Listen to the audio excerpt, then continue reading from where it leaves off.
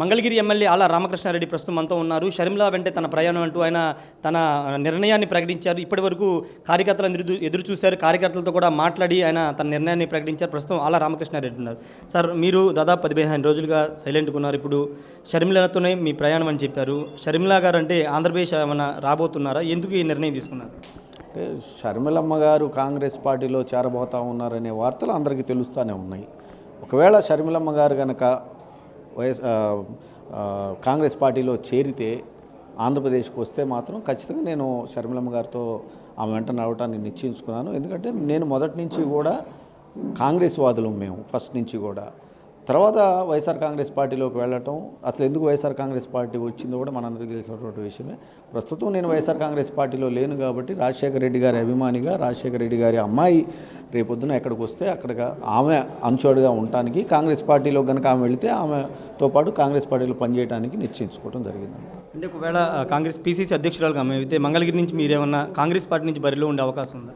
అవన్నీ ఇప్పుడు చెప్పలేమండి. ఎందుకంటే ఆమె ఏ పొజిషన్లోకి కాంగ్రెస్ పార్టీలోకి వస్తారు, షర్మిలమ్మ గారు కానివ్వండి, ఒకవేళ ఆ రోజున అక్కడ ఉన్నటువంటి హైకమాండ్ ఏ నిర్ణయాలు తీసుకుంటే ఆ నిర్ణయాలకు అనుగుణంగానే నా పనితనం కూడా ఉంటుందని చెప్పి తెలియజేసుకుంటాం. ఇంతకుముందు మీరు కొన్ని కామెంట్లు చేశారు. అభివృద్ధికి సంబంధించి మంగళగిరి నియోజకవర్గానికి 50 ఏళ్ళలో ఎవరు చేయని అభివృద్ధి చేశారన్నారు.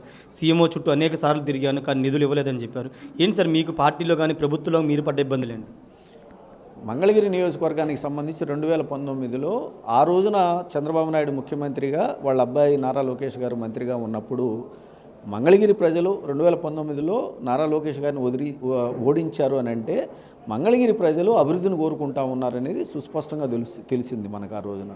మరి 2019 నుంచి ఈ రోజు వరకు కూడా మనం అభివృద్ధి చేయాలి. ఒకవైపున మరి ముఖ్యమంత్రి జగన్మోహన్ రెడ్డి గారు సంక్షేమం అంటూ ఉంటే, రెండో వైపున అభివృద్ధి కూడా మనం చేసి చూపించాలి కదా అని చెప్పేసి ముఖ్యమంత్రి గారిని కోరటం, ముఖ్యమంత్రి గారు 1200 కోట్ల రూపాయలు ఎంటీఎంసీకి నేను నిధులు ఇస్తానని చెప్పి ఆయన స్వయంగా ప్రకటించడం, ఆ 1200 కోట్లని 500 కోట్లకి, 500 కోట్ల నుంచి 350 కోట్లు, 350 నుంచి 125 కోట్లకి ఆయన తగ్గించుకుంటా రావటం, ఈ లోపల టైం కూడా అయిపోవడం జరిగింది.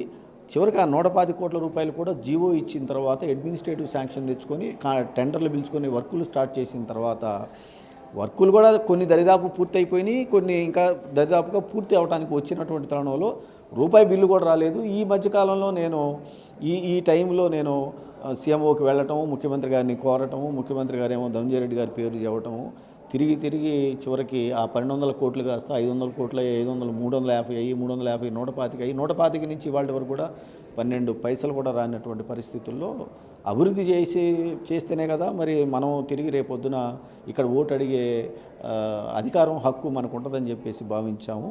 డబ్బులు ఇవ్వలేకపోవడం, దాంతోపాటు ఇంకా కొన్ని కారణాలు. మరి ఆ రోజున చంద్రబాబు నాయుడు బలవంతపు భూసేకరణకి నోటిఫికేషన్ ఇస్తే ల్యాండ్ ఎక్విజిషన్ నోటిఫికేషను రూల్ ప్రకారం అది 1 సంవత్సరమే పనిచేస్తుంది. ఆ సంవత్సరం కూడా అయిపోయింది, ల్యాప్స్ అయిపోయింది. ఆ ల్యాప్స్ అయింది మళ్ళా యాక్ట్ ప్రకారం ఒక నోటిఫికేషన్ ఇస్తే చాలు అని చెప్పేసి చెప్తే జగన్మోహన్ రెడ్డి గారు ఆ రోజున వెంటనే పనిచేయండి అని చెప్పడం, కానీ ఆయన చెప్పిన మాట ఈ రోజు వరకు కూడా అది అమలు కాకపోవటము, దానివల్ల మంగళగిరి, తాడేపల్లి రూరల్ ప్రాంతాల్లో ఉన్నటువంటి చంద్రబాబు నాయుడికి వ్యతిరేకంగా పోరాటం చేసినటువంటి రైతులు అందరూ కూడా ఇవాళ కూడా ఇబ్బందులు పడటం అనేది కూడా కారణం. అదే కాకుండా మేము 2 బ్రిడ్జిలు బకింగ్హామ్ కెనాల్ మీద రేవేంద్రపాడు దగ్గర, అదేవిధంగా తాడేపల్లిలో బ్రిటిష్ వాళ్ళు కట్టినటువంటి బ్రిడ్జిలు బాగా ఇబ్బందులుగా ఉన్నాయి, కూలిపోయే పరిస్థితికి వచ్చినాయి అని చెప్పేసి కోరితే అవి కూడా చేయలేకపోవడం అనేది చాలా బాధాకరమైనటువంటి విషయం అని చెప్పేసి మేము బయటకు రావడం. సార్, అంటే మీరు రాజీనామా చేసిన సాయంత్రమే గంజి చిరంజీవిని ఇక్కడ ఇన్ఛార్జిగా ప్రకటించారు.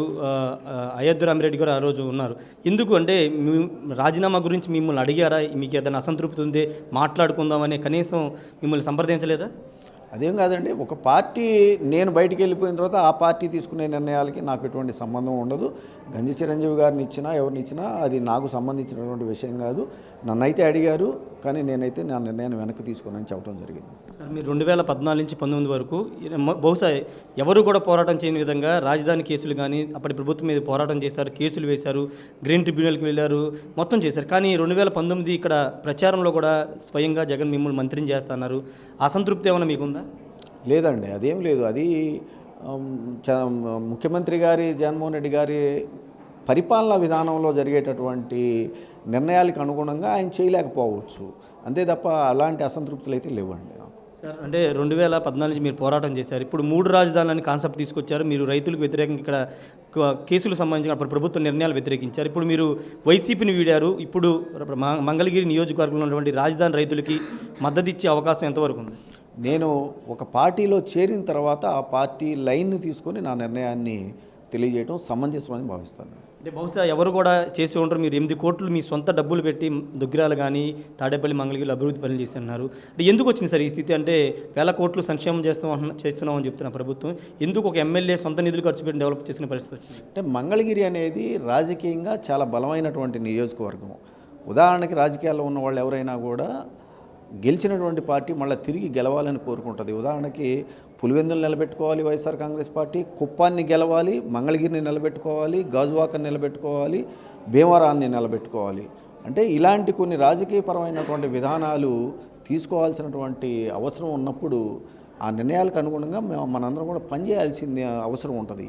అలా పనిచేసేటటువంటి క్రమంలో నిధులు లేని వల్ల లేట్ అవుతూ ఉంటే, నిధులు వస్తాయని చెప్పి చెబుతూ ఉంటే అవతల వాళ్ళు ఆ గ్యాప్ను ఫిలప్ చేయడానికి జరుగుతున్నటువంటి పనులు అంతరాయం కలగకుండా కంటిన్యూగా జరగటానికి, పైగా టైం దగ్గరకు వచ్చేసింది కాబట్టి నేను బయట నుంచి అప్పులు చేసి మరీ తీసుకొని వచ్చి ఖర్చు చేయాల్సి వచ్చింది. ముఖ్యమంత్రి చుట్టూ కోటరీ ఉంది, ఎమ్మెల్యేలు కలవలేని పరిస్థితి ఉంది, ఏది చేయాలన్నా ధనంజయ రెడ్డో లేకపోతే ఇంకొకరిలో చేయాల్సిన పరిస్థితి వచ్చింది అంటున్నారు. నిజమేనా సార్? అది చాలామంది చేస్తున్న ఆరోపణ. అది ఆ పార్టీ యొక్క విధి విధానాలంటే ముఖ్యమంత్రి జగన్మోహన్ రెడ్డి గారు, ధనంజయ రెడ్డి గారు తీసుకునే నిర్ణయాలు. దాన్ని సమర్థించే వాళ్ళు ఉంటారు, వ్యతిరేకించే వాళ్ళు ఉంటారు. దానికి అనుగుణంగా ఆ సమర్థించే వాళ్ళు కానివ్వండి, వ్యతిరేకించే వాళ్ళు కానివ్వండి, వాళ్ళ నిర్ణయాలు రాబోయే రోజుల్లో తీసుకుంటారని నేను భావిస్తాను. ఇంకొక ముఖ్యమైన ప్రశ్న, గంజి చిరంజీని మీరే వైసీపీలో తీసుకెళ్లారు, చేనేత విభాగం అధ్యక్షుడిగా కూడా చేశారు, తర్వాత ఆప్కో చైర్మన్ చేశారు.